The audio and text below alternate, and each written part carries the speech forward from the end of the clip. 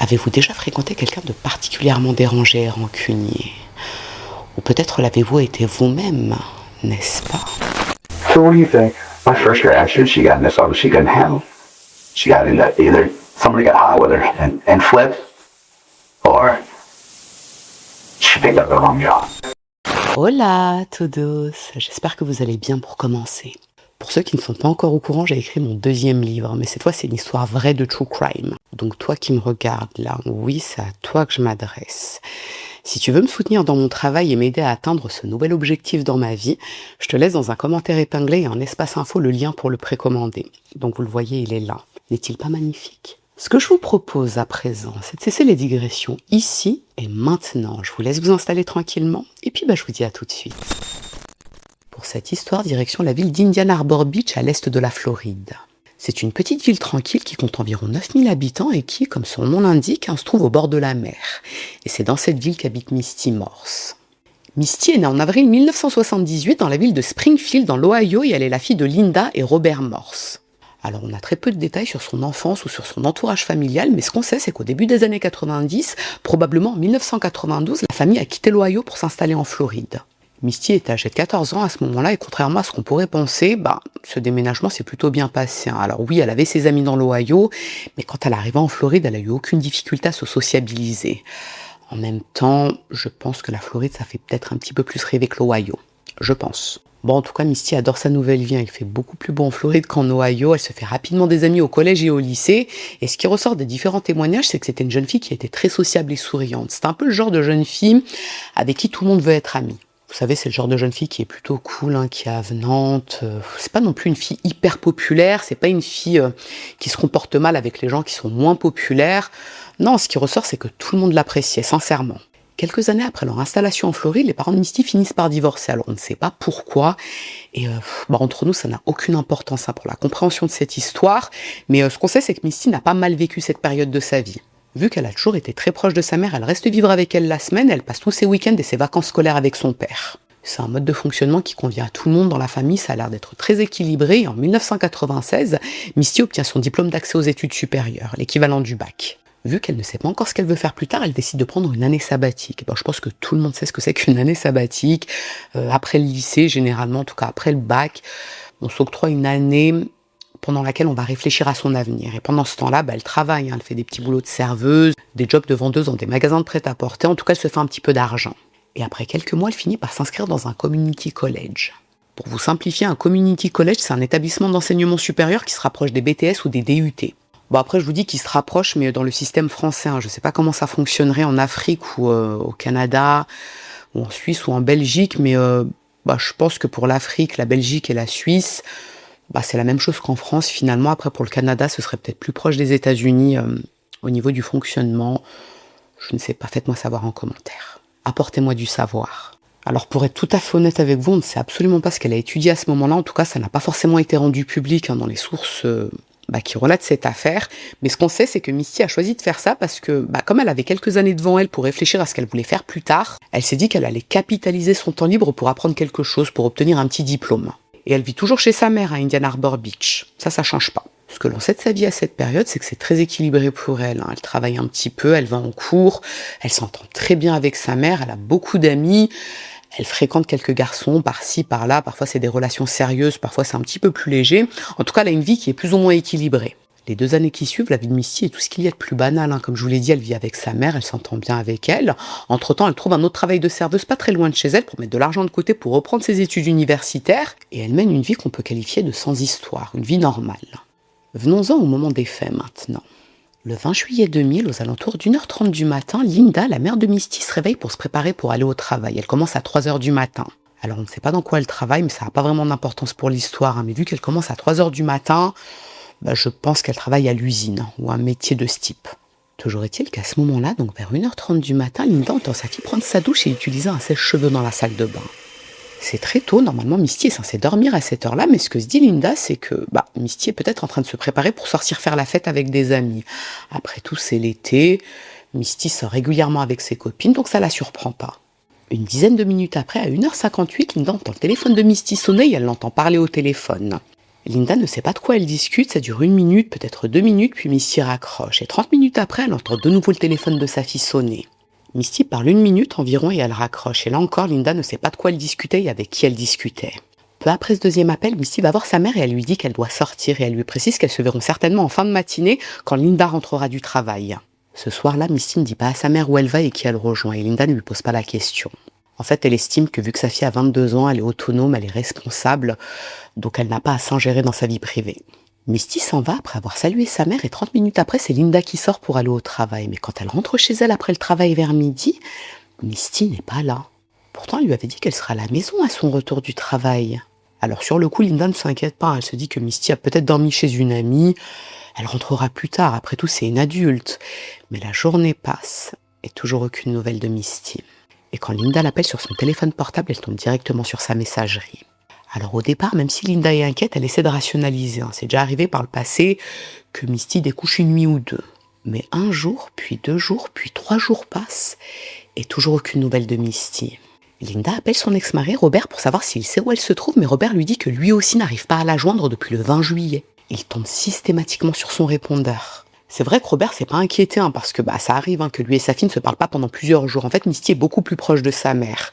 Mais quand on y pense, c'est quand même bizarre que son téléphone soit sur messagerie depuis 3 jours. Elle aurait au moins prévenu sa mère si elle comptait découcher plus de 3 jours de chez elle. Ce que Linda et Robert ignorent, c'est que le corps sans vie de leur fille vient tout juste d'être découvert à quelques kilomètres de là. Le 23 juillet, un juge à la retraite se rend sur le bord de l'Indian River Lagoon pour vérifier son bateau. Et lorsqu'il s'approche de l'eau, il sent une odeur très étrange, mais très forte surtout. Ça l'intrigue parce que l'odeur le prend vraiment au nez, il aimerait bien comprendre ce que c'est. Il fait le tour du petit embarcadère et là il voit quelque chose qui flotte sur l'eau. Dans un premier temps, il pense qu'il s'agit d'un lamantin mort, ça ressemble à un phoque. Mais lorsqu'il s'approche pour mieux voir, il se rend compte qu'il s'agit en réalité d'un corps humain, le corps d'une femme. Cet homme prévient aussitôt les secours et lorsque la police arrive sur place, ils font appel à des plongeurs pour sortir le corps de l'eau. En fait, ils ont peur d'abîmer le corps parce que quand un corps a macéré dans l'eau, on va dire qu'il est un peu plus fragile, il est mal conservé. S'il se déchire en sortant de l'eau, ça pourrait effacer certaines preuves comme des empreintes digitales ou même des traces ADN. Quand le corps est enfin sorti de l'eau, les policiers découvrent que c'est une femme qui est complètement nue et qu'il ne s'agit ni d'un suicide ni d'un accident. Le visage de cette femme est recouvert avec du ruban adhésif et elle a des liens autour des poignets et des chevilles. La piste criminelle est assez évidente. La police remarque également qu'il y a 2 sacs en plastique déchirés qui sont encore attachés au niveau de ses pieds avec des languettes. Disons que là, le scénario est assez évident. La personne qui a tué Misty, même si la police ne sait pas encore qu'il s'agit de Misty Morse, a mis du ruban adhésif sur sa bouche pour l'empêcher de crier. Cette personne lui a ensuite attaché les chevilles et les poignets pour l'empêcher de nager quand elle l'a jeté dans l'eau. Les sacs en plastique contenaient certainement des pierres pour que le corps coule au fond de l'eau et ne remonte pas, mais ce qui s'est passé, c'est que les pierres ont sans doute percé le sac et le corps est remonté à la surface grâce au gaz. D'ailleurs, ce jour-là, quand le corps est sorti de l'eau par les secouristes, il est déjà très, très décomposé. Donc il a passé un petit moment sous l'eau. Vu l'état de décomposition du corps et sans qu'il y ait eu encore d'autopsie, les secouristes estiment que la mort remonte à plusieurs jours déjà. Bon, autant vous dire que déjà, à première vue, c'est très très compliqué de récupérer des preuves sur un corps qui est autant décomposé. Le seul élément qui pourrait faire avancer l'enquête, éventuellement, c'est le ruban adhésif sur la bouche. C'est typiquement le genre d'objet sur lequel on peut trouver des empreintes digitales ou des poils, par exemple. Le corps de Misty est envoyé à l'hôpital pour être autopsié, le ruban adhésif en laboratoire pour être analysé, mais on ne retrouve aucune empreinte digitale dessus. Sauf qu'il y a quelques cheveux collés sur la partie adhésive et ils ne peuvent pas appartenir à Misty, c'est pas la même couleur. Donc, conclusion, a priori, ces poils ou ces cheveux appartiennent à la personne qui a tué Misty. A priori. Le problème, c'est qu'on ne parvient pas à isoler de l'ADN, soit parce qu'il n'y a plus la racine du cheveu, soit parce qu'à l'époque, c'était beaucoup plus difficile de travailler sur des échantillons dégradés. Toujours est-il que le corps de Misty est autopsié et d'après le médecin légiste, sa mort remonte à moins de 3 jours. La cause exacte de la mort ne peut pas être déterminée avec précision à cause de la décomposition du corps, mais le médecin légiste pense que Misty est morte asphyxiée à cause du ruban adhésif. Ou alors elle était toujours en vie au moment où son corps a été jeté dans l'eau, donc elle se serait noyée. On a retrouvé de l'eau dans ses poumons, mais le médecin légiste ne peut pas garantir que c'est la cause de la mort, parce que le corps est resté très longtemps dans l'eau. Donc de l'eau a pu s'infiltrer dans les poumons post-mortem. De toute façon, quelle que soit la cause de la mort, en réalité, elle a été provoquée. Donc il s'agit bien d'un acte criminel. Et d'après le médecin légiste, vu l'état de décomposition du corps, on ne peut pas savoir avec certitude si elle a été frappée et violée avant d'être tuée. Donc on ne peut pas l'exclure, mais on ne peut pas le certifier. Mais en même temps, son corps était entièrement dénudé. Alors le problème qui se pose quand le corps est retrouvé, c'est que dans la mesure où le corps est entièrement décomposé, c'est-à-dire que le visage aussi est abîmé, c'est très compliqué d'en faire un dessin pour pouvoir le diffuser. Les autorités peuvent néanmoins procéder à un relevé d'empreintes digitales et c'est grâce à ça qu'ils découvrent l'identité de leur victime, Misty Morse. Elle avait été arrêtée par le passé pour une infraction mineure, vraiment rien de très grave, et c'est grâce à ça qu'ils avaient déjà ses empreintes digitales. Le même jour, donc le 24 juillet, des enquêteurs se rendent au domicile de Linda pour lui annoncer la nouvelle. Et forcément, elle est effondrée. C'est vrai qu'elle n'avait plus de nouvelles de sa fille depuis 4 jours, mais elle n'aurait jamais pensé qu'elle était morte en réalité. D'ailleurs, elle comptait se rendre au commissariat dans la journée pour signaler la disparition de sa fille. En fait, la veille, elle a appelé tous les amis et les collègues de Misty, et personne ne savait où elle se trouvait. Donc forcément, Linda a senti que quelque chose n'allait pas, mais de là, imaginer que sa fille était morte. Mais le plus terrible pour Linda et pour tout l'entourage de Misty en réalité, c'est les circonstances autour de sa mort. Elle n'a pas eu d'accident, non. Elle a été tuée. Et très cruellement en plus. I answered the phone and then I heard her screaming, "She's dead. She's been murdered." I said, "What? Who is this? What are you talking about?" She said, "Misty, she's dead." I almost fell down. I mean, literally, I almost fell down. Les enquêteurs interrogent Linda sur la dernière fois où elle a vu Misty. Elle leur raconte avec précision cette nuit où elle s'est réveillée et où sa fille se préparait pour sortir. Ce que je vous ai raconté tout à l'heure par rapport aux 2 appels téléphoniques. Les amis de Misty sont également interrogés par les enquêteurs et ce qu'elle raconte, c'est que Misty n'avait pas prévu de les voir cette nuit-là. Et elle n'avait dit à personne qui elle devait voir, pas même à sa mère. Donc la conclusion des enquêteurs, c'est qu'elle a rejoint la personne qui l'a tuée, forcément. C'est plutôt logique quand on y pense, puisque souvenez-vous que Linda avait contacté toutes les amies de Misty et personne ne savait où elle se trouvait, personne n'avait prévu de la voir cette nuit-là. Quand la nouvelle de sa mort a été diffusée par la presse, si cette personne n'avait rien à voir avec le meurtre de Misty, donc la personne qui l'a eu au téléphone cette nuit-là, elle se serait forcément manifestée auprès des autorités, on est d'accord. À moins que ce soit cette personne qui a tué Misty. Pour les enquêteurs, la personne que Misty a rejoint, c'était forcément la personne qu'elle a eue au téléphone 2 fois cette nuit-là, parce que c'était aucune de ses amies. Les enquêteurs vérifient les relevés d'appel du téléphone portable de Misty. Effectivement, cette nuit-là, elle a reçu un premier appel à 1h58 qui a duré 2 minutes et un deuxième appel à 2h23 qui n'a duré qu'1 minute. Le problème, c'est qu'on est en 2000 et à cette époque, disons que c'est très très limité au niveau des informations relatives à ces appels. Et idem pour la géolocalisation, on ne peut pas savoir d'où ils ont été passés. En tout cas, pour les enquêteurs, niveau timing, ça colle, c'est-à-dire que ces 2 appels sont forcément liés au meurtre de Misty.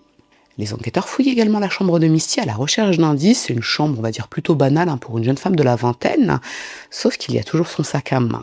Mais elle avait emporté avec elle son téléphone portable et son permis de conduire.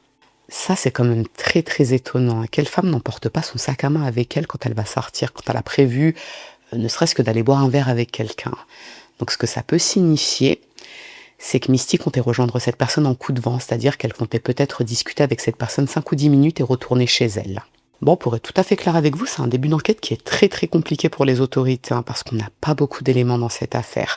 Alors, d'après le médecin légiste, on peut pas exclure que Misty a été violée. Comme je vous l'ai dit, son corps était très décomposé, donc on peut pas le confirmer. Mais si ça avait été le cas, je pense que le médecin légiste aurait davantage appuyé sur ça, sur le fait qu'elle a peut-être été abusée. Donc si c'est pas le cas, si elle n'a pas été abusée sexuellement, dans ce cas, son meurtre, c'était davantage une exécution. Et là, ce que ça signifie concrètement, c'est que la personne qui a tué Misty pourrait tout aussi bien être un homme qu'une femme. Le problème, c'est qu'on n'a absolument rien dans cette affaire. On n'a pas d'empreinte, on n'a pas d'ADN, rien. Si ce n'est ce morceau de ruban adhésif. D'après l'expertise du laboratoire, il s'agit d'un modèle très spécifique que les marins utilisent pour faire des réparations sur leur bateau. C'est pas du ruban adhésif banal, quoi. Et ce qui est intéressant surtout, c'est que ce morceau de ruban adhésif est blanc. Habituellement, dans les affaires criminelles, quand du ruban adhésif est utilisé, il est soit gris ou marron. On va dire que ce sont les couleurs les plus courantes. Ça peut être important pour l'enquête puisque ça permet de limiter les recherches.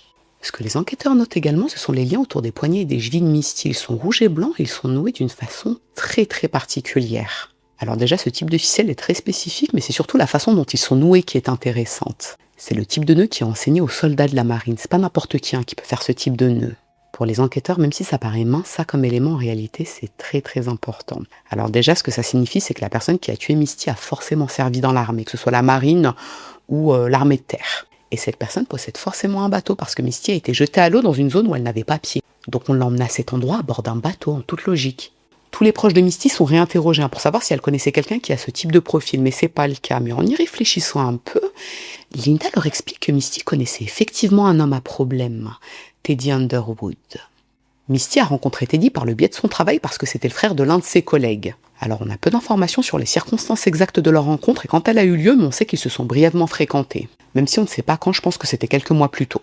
Ce qui intéresse les enquêteurs surtout, c'est le profil de Teddy. Il a un casier judiciaire qui est assez chargé. Il a déjà été condamné à plusieurs reprises pour des faits d'agression sexuelle et agression physique. Ça a l'air d'être quelqu'un d'assez violent. Quelques jours après la découverte du corps de Misty, des enquêteurs se rendent à son domicile pour l'interroger. Ce qu'il leur raconte, c'est que oui, c'est vrai que lui et Misty se sont fréquentés par le passé, mais c'était une relation plutôt légère, on va dire. C'était pas quelque chose où il était à fond sur elle. En fait, ils se voyaient quand ils avaient tous les deux envie, on va dire, d'avoir une intimité. Cela dit, il leur affirme qu'il est très attristé par ce qui est arrivé à Misty, parce qu'il l'appréciait beaucoup. Et pour faciliter l'enquête, il leur propose de leur remettre son ADN sans aucun mandat et de les laisser fouiller sa maison également, sans mandat. Il leur dit qu'il veut être éliminé de la liste des suspects le plus rapidement possible, parce qu'il n'a rien à se reprocher.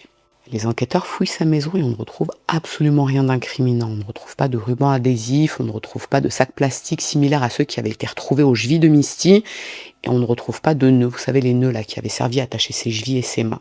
Alors oui, ça va absolument rien dire, on est d'accord, mais à ce moment-là, les enquêteurs trouvent que Teddy a vraiment l'air sincère. On dirait vraiment qu'il est attristé par la mort de Misty. Alors ok, il a un casier judiciaire, c'est un homme qui a déjà été très violent par le passé, mais il n'a pas de bateau, et il n'a jamais fait partie de la marine. Souvenez-vous, pour les enquêteurs, la personne qui a tué Misty a forcément servi dans l'armée, vu ses connaissances, et elle possède un bateau, ce qui n'est pas le cas de Teddy.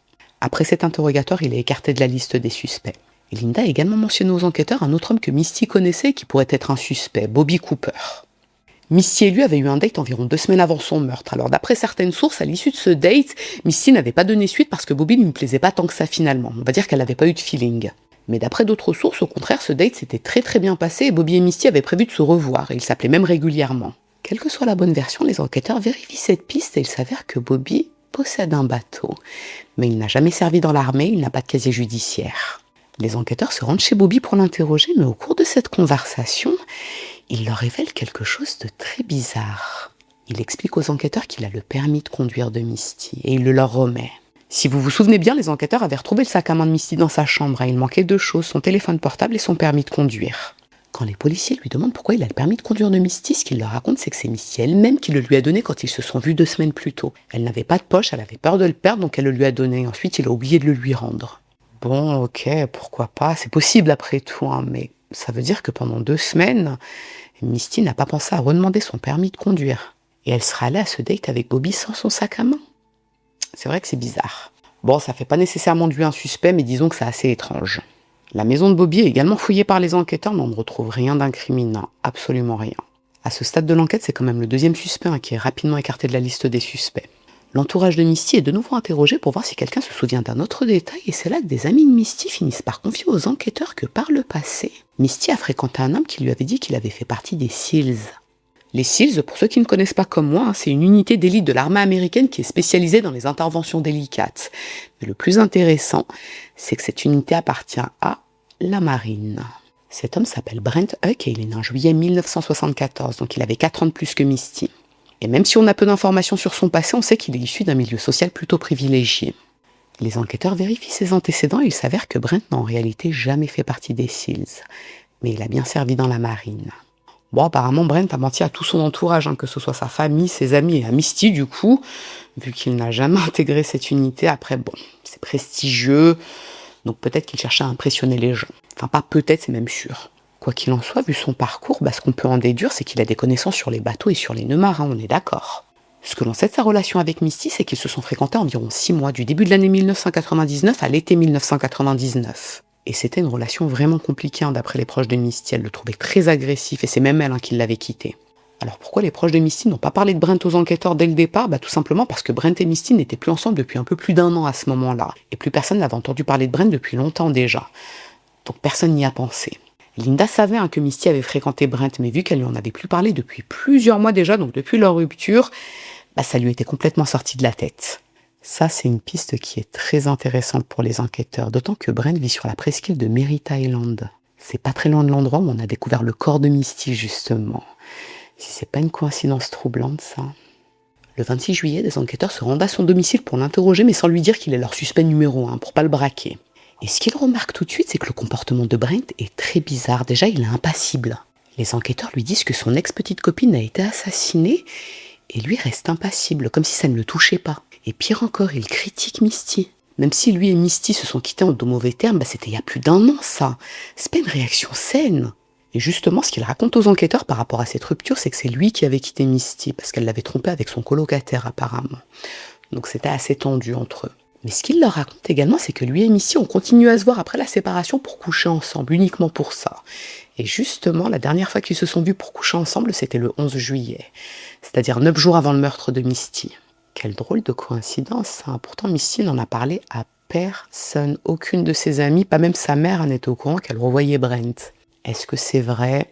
On verra ça plus tard. Ce qui nous intéresse surtout, c'est ce que Brent raconte en plus aux enquêteurs, et vous verrez que c'est très, très troublant en termes de coïncidence.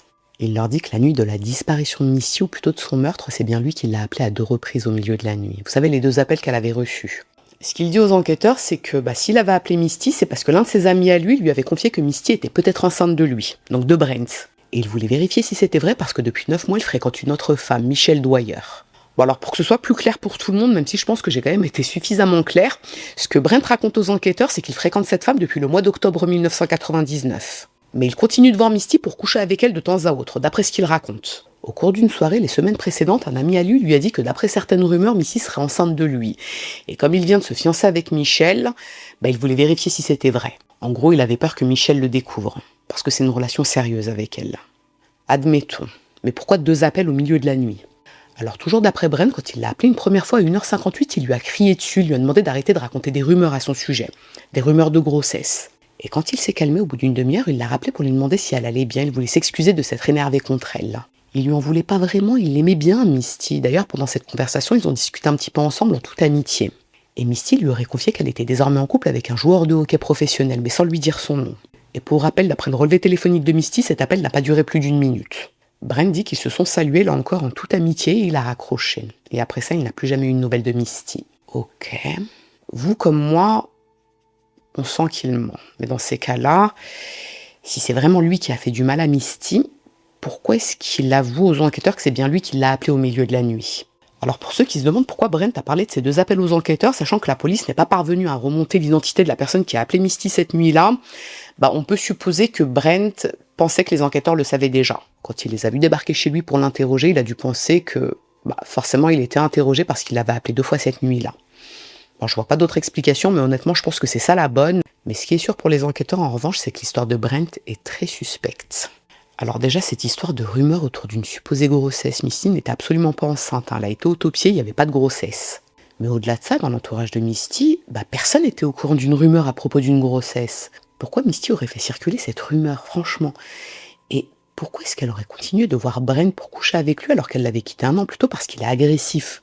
Et aussi, pourquoi est-ce qu'elle aurait confié à Brent qu'elle sortait avec un joueur de hockey professionnel mais pas à ses amis? Ce que les enquêteurs pensent surtout, c'est que Brent a menti à propos de cette rumeur autour de la grossesse de Misty pour pouvoir justifier justement ces 2 appels au milieu de la nuit. Mais il ne lui montre pas qu'il le trouve suspect, pour le laisser parler, parce que s'il le laisse parler, il pourrait dire des choses incriminantes. Ce qu'ils font, c'est qu'ils lui demandent s'il sait ce qui aurait pu arriver à Misty cette nuit-là. Ça tombe bien parce que Brent a une petite idée. Ce qu'il pense, c'est que cette nuit-là, elle avait rendez-vous avec un homme, un amant probablement, et la situation a dégénéré à cause d'une dispute ou d'un accident, par exemple. Brent suggère même aux enquêteurs que Misty se prostituait, ça pourrait être un client, cet homme qui l'a tuée. D'après lui, elle avait un niveau de vie qui était beaucoup trop élevé par rapport à son salaire de serveuse.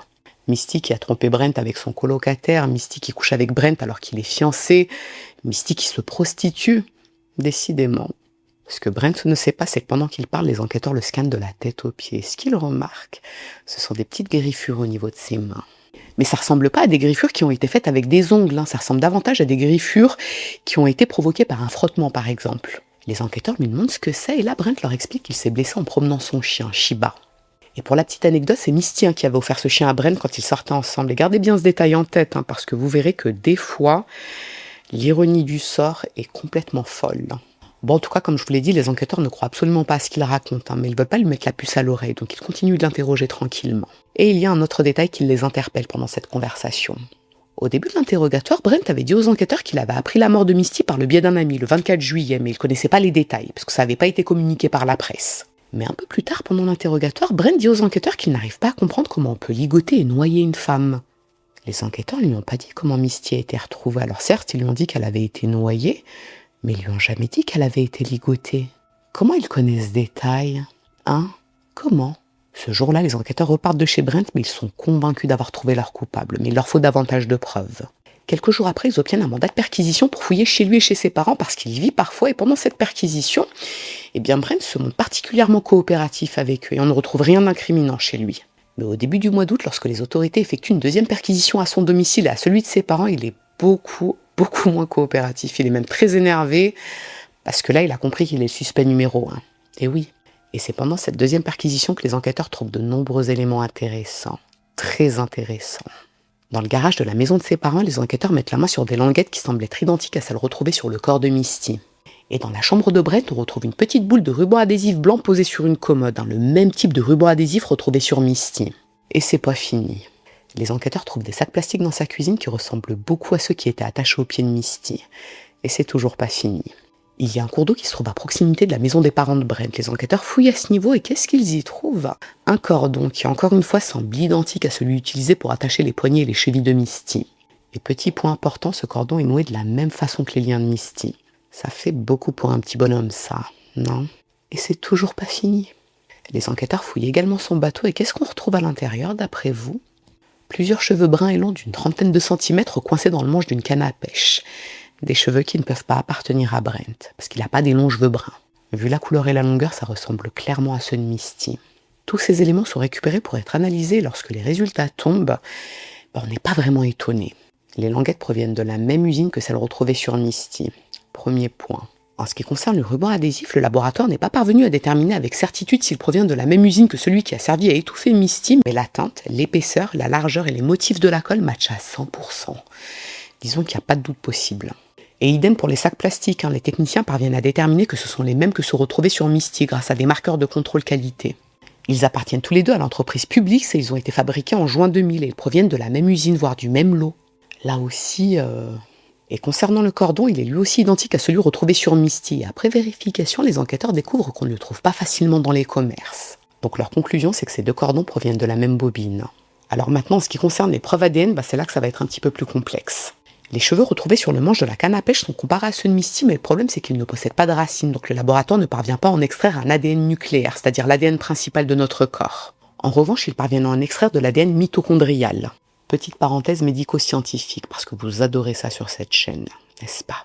L'ADN normal, qu'on appelle l'ADN nucléaire, se trouve dans le noyau des cellules et il provient à la fois du père et de la mère. Il est unique à chaque individu et il permet une identification très précise. L'ADN mitochondrial, lui, se trouve en dehors du noyau, dans les mitochondries. Il est transmis uniquement par la mère et il n'est pas unique, puisque plusieurs personnes d'une même lignée maternelle peuvent avoir le même.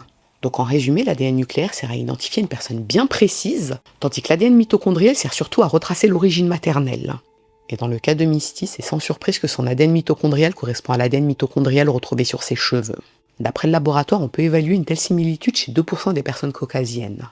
C'est pas une analyse extrêmement précise, je vous le concède, mais ça, avec tout le reste, admettez que ça fait beaucoup de coïncidences.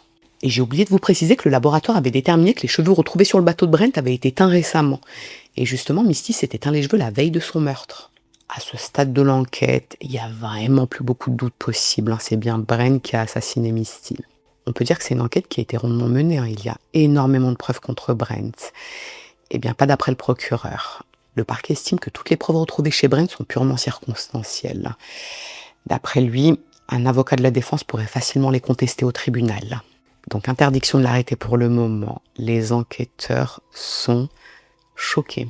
Qu'est-ce qu'il faut de plus comme preuve? Quelles autres preuves sont utiles à ce stade? Franchement. Alors, d'après les informations qu'on a sur cette affaire, apparemment, la famille Misty n'était pas forcément au courant que c'était Brent le suspect numéro 1. Alors, ils savaient qu'il y avait une enquête, que tous les ex-petits amis de Misty étaient interrogés, mais ils n'étaient pas forcément au courant dès le départ que Brent était le suspect numéro 1. Et la famille et l'entourage de Misty sont également choqués, parce que là, qu'est-ce qu'il faut de plus pour faire avancer l'enquête? Pour procéder à une interpellation? Mais de toute façon, comme je vous l'ai déjà expliqué, pour d'autres affaires au State, c'est le procureur qui décide à la fin s'il y a poursuite ou non. S'il estime qu'il ne peut pas gagner un procès, il évite d'engager des poursuites, pour ne pas perdre d'argent et éviter de ne pas être réélu, parce que les procureurs sont élus pour être procureurs. Quoi qu'il en soit, les mois passent, Brent n'est toujours pas arrêté, et à l'été 2001, donc un an après le meurtre de Misty, sa mère rédige une lettre ouverte à la presse dans laquelle elle explique qu'elle est très déçue que le meurtrier de sa fille n'a toujours pas été arrêté par la police. Et rien ne se passe pendant plus d'un an encore. À l'automne 2002, alors que l'enquête est toujours au point mort, les autorités reçoivent un appel qui va tout faire basculer. Alors pour vous mettre un petit peu de contexte, au cours de l'enquête, les autorités avaient envoyé certains éléments retrouvés sur Misty à un laboratoire en Californie, le Quest Gen Forensics. Le but c'était de voir si on pouvait en tirer d'autres preuves. Ça a pris énormément de temps avant que ce laboratoire procède à des analyses, mais là ils ont des résultats concluants. Et plutôt étonnants même. Le technicien de ce laboratoire explique aux autorités que les cheveux retrouvés sur le ruban adhésif qui recouvrait la bouche de Misty n'étaient en réalité pas des cheveux. Ça y ressemblait, c'est vrai, mais c'est pas des cheveux. Ce sont des poils de chien.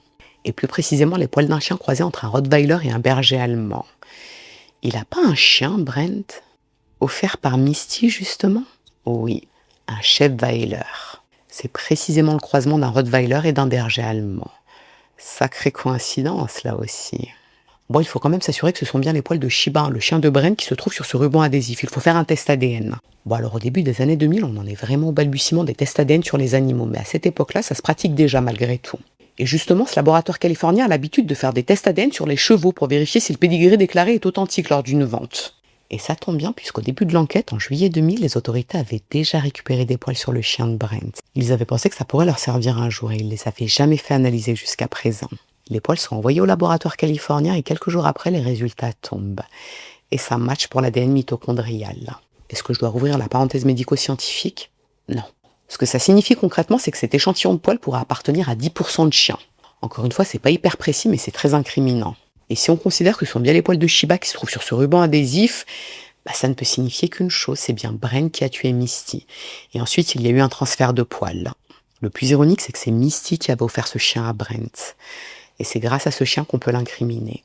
Le 23 octobre 2002, il est interpellé et il est mis en examen pour meurtre et kidnapping. Pourquoi kidnapping, me direz-vous? Tout simplement parce que si Misty est sortie de chez elle et qu'elle a rejoint Brent, il l'a traînée d'une manière ou d'une autre sur ce bateau pour la tuer. Donc il l'a kidnappée. Et malgré toutes les preuves présentées contre lui, Brent clame son innocence. Il n'a rien à voir avec ce meurtre. Il est innocent.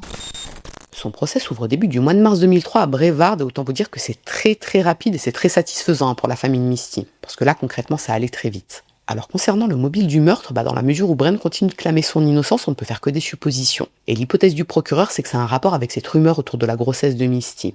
Brent aurait effectivement entendu cette rumeur et comme d'après lui, il couchait encore avec Misty, il aurait eu peur que sa petite copine le découvre et qu'elle le quitte. La nuit du meurtre de Misty, il l'a appelée sous un prétexte ou un autre, il l'a traînée hors de chez elle, il l'a conduite très certainement sur le bateau pour discuter avec elle, et là il l'a tuée pour couper court à cette présumée grossesse. Mais c'était sans compter sur Shiba, il a involontairement transféré des poils du chien sur le ruban adhésif. Alors pour ma part, je trouve cette hypothèse plutôt farfelue, ça n'a aucun sens. Misty n'était pas enceinte, elle le savait qu'elle n'était pas enceinte. Si Brent l'a appelée, qu'il lui a vraiment parlé de cette présumée grossesse d'après lui, elle a dû lui dire qu'elle n'était pas enceinte, qu'elle était sûre et certaine qu'elle n'était pas enceinte. Donc pourquoi il l'aurait tuée pour ça? On peut se dire alors qu'il l'a pas cru, il pensait qu'elle lui mentait, qu'elle allait garder cet enfant. Non, moi je trouve que ça tient pas la route, je crois absolument pas à ce mobile. Et bien sûr, pour les avocats de Brent, tous les éléments présentés durant ce procès ne prouvent absolument pas sa culpabilité. Loin de là. D'abord, ils expliquent que les pièces à conviction retrouvées sur le corps de Misty auraient pu être dégradées, donc, on va dire, non exploitables, vu qu'elle est restée plusieurs jours sous l'eau. Ensuite, en ce qui concerne les éléments retrouvés chez Brent, d'après les avocats, les examens n'ont jamais permis d'établir avec une certitude absolue qu'il s'agissait des mêmes objets que ceux retrouvés sur le corps de Misty. Par exemple, il ne serait pas possible d'après eux de déterminer avec certitude qu'ils viennent du même fabricant. Et idem pour les cheveux retrouvés sur le bateau de Brent et les poils retrouvés sur le ruban adhésif, et bien dans la mesure où il s'agit d'ADN mitochondrial, il y a une marge d'incertitude, ce qui n'est pas faux en soi. D'après eux, avec tout ça, on ne peut pas établir la culpabilité de Brent sans aucun doute raisonnable. Et ce qu'ils disent également, c'est que la seule raison pour laquelle Brent se trouve dans ce tribunal en train d'être jugé pour le meurtre de Misty, c'est parce que les enquêteurs n'ont pas creusé d'autres pistes. Ils se seraient focalisés sur lui, peut-être que s'ils avaient mieux creusé, ils auraient trouvé d'autres suspects avec ces mêmes coïncidences. À l'issue du procès, le 1er avril, Brent Huck est reconnu coupable de meurtre au premier degré et kidnapping. Il est condamné à 2 peines de réclusion à perpétuité sans possibilité de libération conditionnelle. Autant vous dire que c'est un verdict très satisfaisant pour la famille de Misty, contrairement à Brent, qui est très surpris puisqu'il pensait qu'il allait être innocenté. Vraiment. 1 an plus tard, en juillet 2004, il fait appel et ce que ses avocats mettent en avant, c'est que quand bien même il aurait tué Misty, quand bien même on peut prouver qu'il a tué Misty, rien ne prouve qu'il l'a enlevé. Et le ruban adhésif et les liens alors. D'après les avocats de Brent, il pourrait très bien résulter d'un rapport sexuel sadomaso. Consenti évidemment. Bon, même si vous trouvez ça très bizarre, en réalité c'est une stratégie pour essayer de dissocier les 2 chefs d'inculpation. S'il est rejugé pour le chef d'inculpation de kidnapping et qu'il est ensuite innocenté, ça peut éventuellement le faciliter pour demander une révision de son procès pour le meurtre, je pense. Et justement, ce qui concerne le meurtre, Brent continue de clamer son innocence quand il fait son appel pour le chef d'inculpation de kidnapping. Il dit qu'il a été condamné uniquement sur la base de preuves circonstancielles. Il y aurait un doute raisonnable d'après lui et normalement ça aurait dû lui profiter. Mais son appel est rejeté. Ses avocats n'ont présenté aucune preuve supplémentaire qui permettrait la réouverture d'un procès. Chapitre clos. Aujourd'hui, Brent est toujours incarcéré, il se trouve actuellement à la prison de Sneads en Floride et il ne sortira jamais de prison. Voilà tout pour cette affaire, j'espère qu'elle vous a intéressé. Et ce que j'aimerais vous demander, parce que c'est vraiment le point qui me turlupine dans cette histoire, quel est d'après vous le mobile ? Alors moi j'ai bien sûr quelques petites idées, mais comme dans les affaires criminelles on ne connaît pas tous les détails, y a des trucs qui nous échappent en général. Je me dis que ce soir-là, Misty a peut-être refusé de coucher avec lui. Peut-être qu'effectivement, ils se sont vus quelques fois après leur rupture, pour une intimité. Et peut-être que ce soir-là, parce que ça me paraît bizarre en fait qu'elle sorte comme ça au milieu de la nuit, totalement volontairement, pour aller retrouver un homme avec qui elle a plus de lien depuis 1 an. Moi, j'ai du mal à croire. Donc je me dis qu'il y avait peut-être encore des liens entre eux, des liens d'ordre intime, ce qui expliquerait pourquoi elle n'a pris que son téléphone et que son téléphone finalement, parce que le mec avec qui elle avait eu un date avait son permis de conduire. Je vois pas d'autre explication. Quand on a eu un ex complètement toxique, agressif, etc. par le passé, que ça fait plus d'1 an qu'on l'a pas vu, qu'on n'a pas de contact, on va pas le rejoindre à 1h, 2h du matin, seul. On est d'accord. Donc, je veux bien admettre qu'ils se voyaient de temps à autre, mais peut-être que ce soir-là, Misty lui a dit qu'elle ne voulait plus coucher avec lui. Peut-être qu'elle lui a dit qu'elle ne voulait plus le voir parce qu'elle-même était en train de fréquenter un mec et ça a dégénéré. Parce qu'on l'a quand même retrouvé à poil. Alors c'est soit ils ont eu une intimité ensemble qui était totalement consentie, soit il l'a agressé sexuellement et ensuite il l'a tué. Mais j'aurais plutôt tendance à croire la deuxième hypothèse. Je sais pas, ça me paraît plus logique, on va dire. Enfin bref, vous n'hésitez pas à me mettre en espace commentaire quel est d'après vous le mobile, parce que vraiment, ça me turlupine. Je vous assure que moi, les histoires, quand il n'y a pas de mobile clair, je sais pas, il y a un petit bout de quelque chose que je ne saurais expliquer. Je vais m'arrêter là, parce que je suis KO. Donc ce que je vous propose à présent, c'est que si cette affaire vous a intéressé à défaut de vous avoir plu, n'hésitez pas à mettre un petit j'aime sous la vidéo, mais surtout, n'hésitez pas à vous abonner, c'est encore mieux. Je vous dis à très bientôt.